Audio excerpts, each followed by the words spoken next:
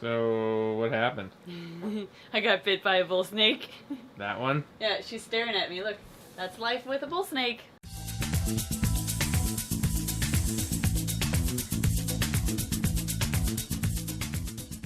Welcome back to Breeding North American Colubrids 101. This is part 4 in the series, where we've already taught you in parts 1, 2, and 3 how to prepare your snakes for brumation, how to take care of them in brumation, and then how to wake them up afterwards. So today we're going to teach you how to pair your snakes. This is a very exciting time of year because you have been preparing your snakes for this season, and if all goes right, you should see some visual locks, which is very exciting because then you know babies are on the way. So we're going to be sharing with you how we pair up our bull snakes and our North American colubrids in general, and sharing some tips and tricks that we've found to help give you a better chance at getting successful locks. When I say lock, I mean when the male and female actually do pair up and mate. That's what you're going for when you're pairing them up for this temporary time of year. First and foremost, make sure you're going to be home for at least half a day when you plan on pairing up your males and females, because you want to check on them periodically throughout the day to make sure that they are not fighting,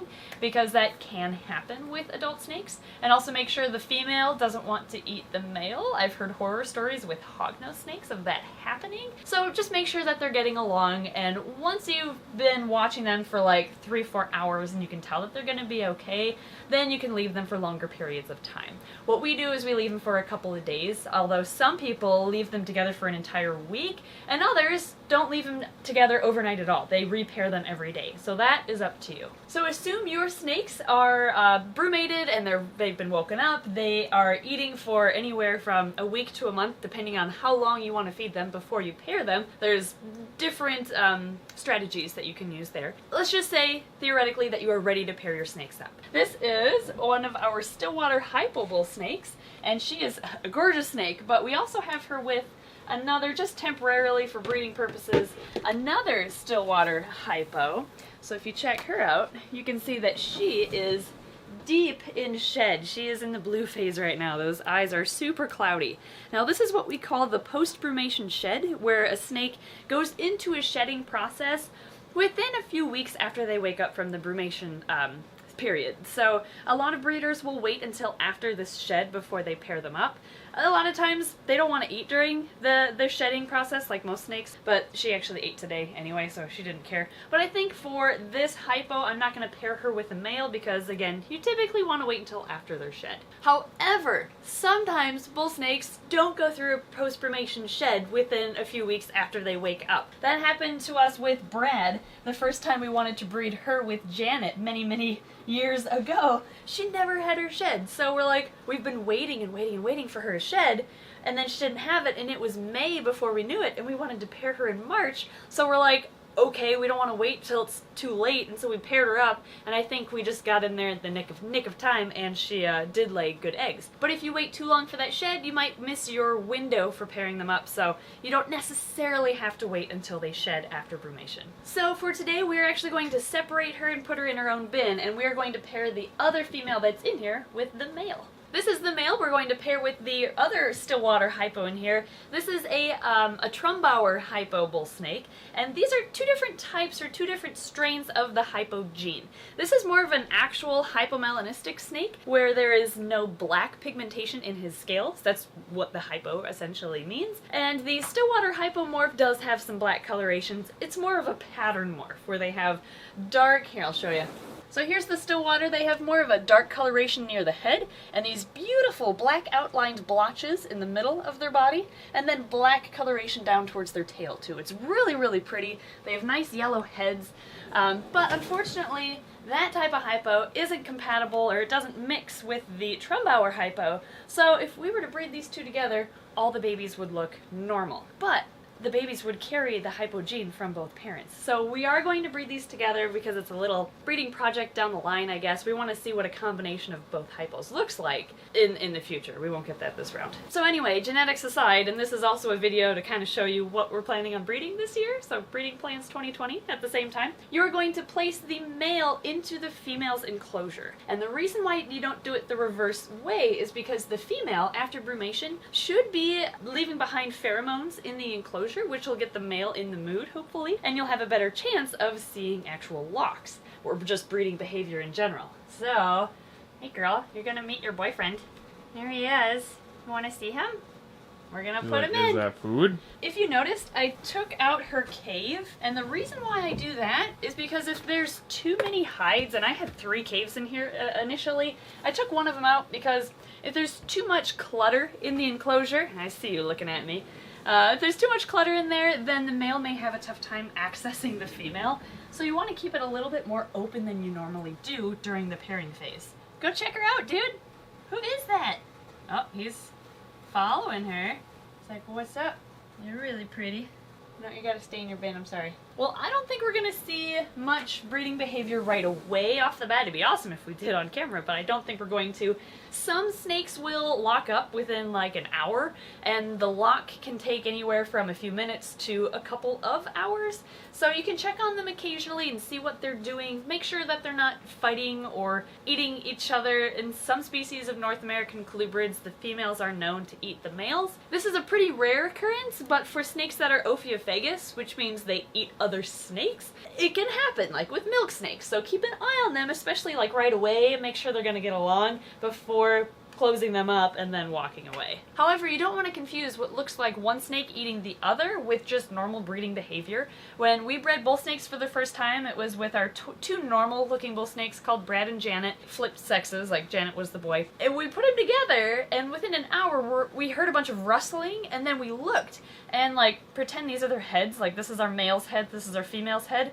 We saw them like this, and we thought the male, Janet, was eating Brad, and we started freaking out, and then we looked and they were locked up. And so with bull snakes, even if they're the friendliest bull snake you've ever seen, sometimes they just are aggressive breeders, and they might actually bite on the female when they are locked up, so don't be surprised if that happens. The next bull snakes we're going to pair today are this white-sided mutation, and he is het albino and he's het hypo, and we're going to put him in with a baby that, not a baby, but one that we produced a couple years ago, and she's now old enough to breed. This is Priscilla. Oh, maybe we won't. Never mind. She's in shed. Is she really? I think so. Oh, maybe not. She's just lighter than the other albino I used to. Okay, sorry, I forgot those are just your colors. She's a really light colored albino, so she throws me off every time. What? I was pretending to be a ball python. We're gonna set him in here with her. He couldn't care less. It's like, oh, okay, I'll just smell around. If you have your snakes paired up for a while, like several days, and you don't see any breeding behavior whatsoever, then a little trick you can use is to take a shed skin from a male of the same species and put it into their enclosure. And the scent of another male from that shed should make your breeder male more likely to want to pair up to the female. This is a shed skin we have from our male, I think our red bull snake. It was a few days old though, so it was kind of crunchy, and for this trick you want to use a fresher shed. So what you can do, if all you have is like an older shed from a male, is you can just spritz it down with some water, and that'll make it more aromatic again. And if you are planning on breeding like the following season, save a shed skin for this trick in case you need it. All you have to do is take that shed, spritz it with a little bit of water, put it in a Ziploc bag, and stick it in your freezer, and then just thaw it when you need it. Now if you don't have another male snake, you can use the shed skin from the only male that you have, and he probably won't know any difference. So, since I haven't seen a ton of breeding behavior with these guys yet this season, I'm just going to lay this red bull snake's shed in here. There you go. That's your competition, dude. He's trying to get your girl. Go get her first. Fingers crossed. Next, we're going to pair this rambunctious ghost morph with his female. I'm just going to put him in right away because he's kind of crazy. Now, would you mind opening that? Here, just go in there. Oh my gosh, you're such a drama queen. Yeah, your lady's in there, dude. Go find her. The next tip is to pair your snakes on overcast days. This is because, interestingly, the drop in barometric pressure has been found to stimulate breeding behavior in snakes. So if you plan on breeding Monday, but then notice Thursday is a very overcast day, honestly, you'll just want to wait a couple more days and pair them right before that gloomy day for better results. Next, we are going to pair Mr. Wilson with an albino bull snake in here. She also has an attitude, so I'm just going to make sure we're good. Alright, here you go. I'm going to take out one of your caves so you have better access to her. Oh, she's like, what are you doing in here? Mr. Wilson is a hypo albino het white side. Apparently het xanthic too. We haven't proven that out yet though.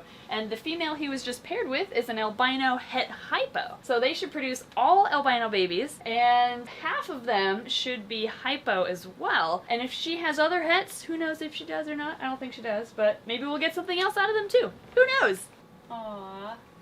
True love. He is really into her. Yeah, he is. The only time you see aggression in this snake. Yeah. Ooh. Really?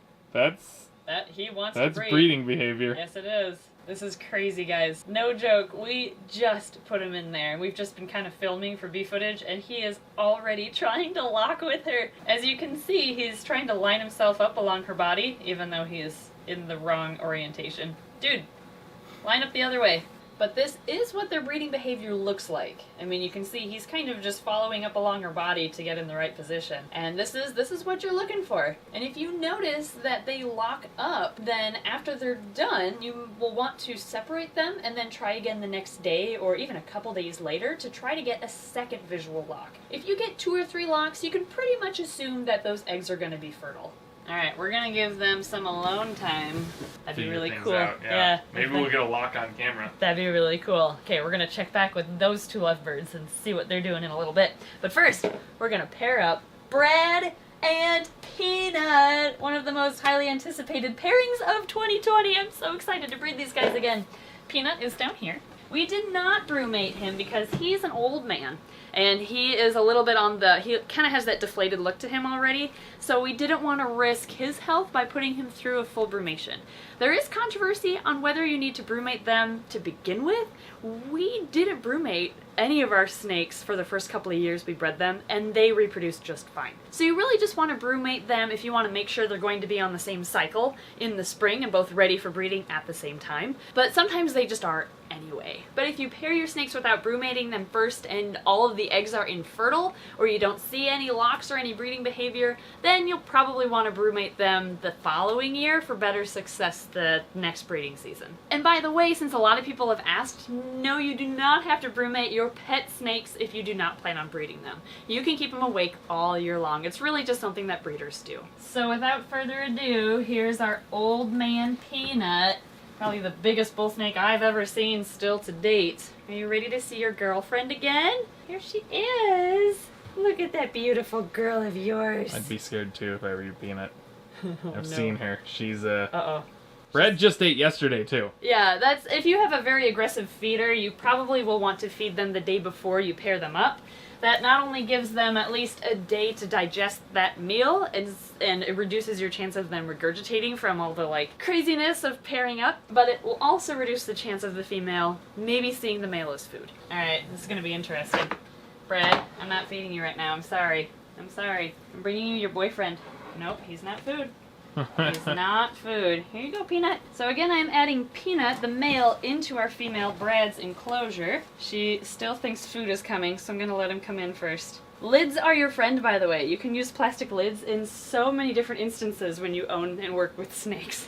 They're very good barricades. I'm going to take out both of these cages because he and she are so big. So she went through a post-brumation shed right away. Yeah, that's why I fed her yesterday, because she shed yesterday morning. So we gave her a nice meal since after that shed they're ready to go after brumation. He's in there. Yeah. Go find him. She's like, but you bring me the food, and that's all I want. Go find your boyfriend. Okay, Peanut. Do your thing, dude. There's a couple chunks of shed back there, but I don't want to reach in and take them out right now. He's smelling them, too. Ooh. There's a chunk of shed back there that he's pretty interested in. That's not Brad, Peanut. Oh, he's smelling your tail. Who is this? This smells like a sexy lady. Brad is still focused on me, thinking I'm going to bring her food. Yeah. Ooh, this is the most alert I've seen him in a while. Yeah, I think he's only had one thing on his mind since I woke up the other snakes. Since the girls are started producing pheromones? Exactly. He hasn't been eating very well, and that's normal too. The guys only have one thing on their minds right now. Does she go this way? Yeah. Where is your head? Oh, must be back this way. And let alone Brad is still here food. Put food in here with me. I will eat it. Typically, after brumation, you want to feed both your males and females approximately twice as frequently as you normally do throughout the rest of the year. This not only helps them put on a little bit of weight that they may have lost during brumation, but it also signifies spring by more food being available, which makes them more likely to want to breed. Brad here, I think, has learned to associate waking up from brumation with more food coming, so the only thing she has on her mind right now is food. Alright, dude. You passed her. You passed the face. Turn around. But you'll figure it out. Alright, we'll leave these two together. Bye, dude. Have fun. Now that we have all of our males paired up, and this, by the way, isn't all the pairings we're planning on doing with our bull snakes this year, we're also going to put Mr. Wilson with, which since he's down there, it's good to have a tag system actually. There we go, he is now with her. We are also planning on pairing Mr. Wilson with the axanthic female up here. We're also going to pair Mr. Wilson with this albino down here. She's the one who produced some surprising babies for us last year, so we're going to pair them together again because last year it wasn't Mr. Wilson who fathered the babies, it was some mystery male we found out. So we'll see what their babies look like, and then we're going to pair... Is that it? I think that was it. I think that's everybody. I mean, other than the other Stillwater Hypo female, we're going to pair with that Trumbauer. Yep. So we should have 2 clutches of the mixed Hypo babies. Hopefully. Oh, he made another pass over her. Yeah, he did. He just keeps going in loops, keeps missing her. He'll find her eventually. He will eventually. We're going to leave all these guys together for 3 to 4 days and then separate them all again. And throughout those few days, we're going to be observing them to see who's locking up. But if you don't see any locks, don't just assume they never locked up. A lot of times they will mate when you're just not looking. If you do see locks, then you can split them up the next day, wait 3 or 4 days, maybe give them a meal, and then put them back together again and try to get that second or third visual lock to make sure that those eggs are fertilized. And if you don't see any breeding behavior, you can separate them after the 3 or 4 days together. That's what we do, or however long you decide to do. You can separate them, wait a week, and then try again later. And if you still don't notice any breeding behavior whatsoever after trying multiple times, a little trick you can try after that, or whenever you want to give it a shot, I suppose, is to take the breeding pair, put them in bags or travel containers, and bring them on a car ride. Like a half an hour to an hour car ride, bring them back, put them together afterwards, and that surprisingly has good results in locks afterwards. It's like they went through kind of a traumatic experience, and after they're put back together, they're like, oh my gosh, we just survived this crazy hurricane of travel, let's breed. So it works. It also works for birds too, funny enough. Alright, before we wrap up the video though, I think we need to check on these 2 albinos. Yeah, the ones we saw the most breeding behavior out of. Uh-huh. Let's see. Oh, he's on the wrong... Oh no, he is! See his tail on the right side? Yeah, he's lined up. He's not locked right now, but you can see yep. he's close to being in position, and right here, that curve right here is him actually trying to breed, but he's just not in the right spot yet. Convince her. Yeah, he's got to massage her a bit first. So yeah, we'll get babies from them hopefully. Oh yeah, after seeing that, we'll totally I mean, I have babies. pictures of Brad and Janet locked up on my phone. You do, that's not appropriate for the channel, it's though. not appropriate, it's all scientific. It is, but I could just see that being demonetized right away. Whatever. And has pictures. Ask him to see it if you see him in person sometime. Yeah, I'll show you Brad and Janet locked up. Last but not least, just for fun, we have our giant Madagascars paired up. Check it out. We have the trio. Oh, there's our... One shed. Yeah, there's a shed in there. We have our big male with our 2 females who might be too small to breed still. I don't know. But, I don't know. It might just be me, but she'll... Oh, no, she doesn't look thicker down there anymore. How about the other one? No, she doesn't look much thicker. After you pair them up, I mean, it's kind of just a waiting game, and you typically want to feed them twice as frequently as you normally would, because the females anyway, because they're developing eggs. And you'll start to notice the lower third of the female's body starts swelling up, because that's where she carries the eggs. So about 3-4 weeks after we pair up our snakes here, we'll start keeping a close eye on the females and their abdomens to see if they start showing any signs of being gravid. Alright, yeah, I don't know if these guys are going to breed this year, but we're trying. Yeah, maybe next year. Or maybe this year still, we don't know. We don't know, but we're giving it a shot at least. We are still going to be breeding hognoses and rat snakes, fun stuff like that. That'll come out in our 2020 breeding plans video, which should be coming out soon after this one actually. So I hope you learned something new today in the next part of our Breeding Snakes 101 series. The next part will be part 5 I think we're on, and that will be the laying of eggs and how to prep eggs for the incubator, so that will be a very exciting stage. It's not going to come out for a little while though because we just paired them up. But thank you everybody for watching, and thank you to our Patreon backers for supporting this channel. Really appreciate all of your contributions. Wish us luck in this year's breeding projects. I mean, we have a lot of stuff going on. We counted. If everything goes as planned, we should have, I think it was 17 clutches of snakes. Right. I think it was 17 clutches. And some of them made double clutch, which would be insane. So we should have a lot of babies this year. Again, more details coming out in the Breeding Plans 2020 video, so we'll see you next time.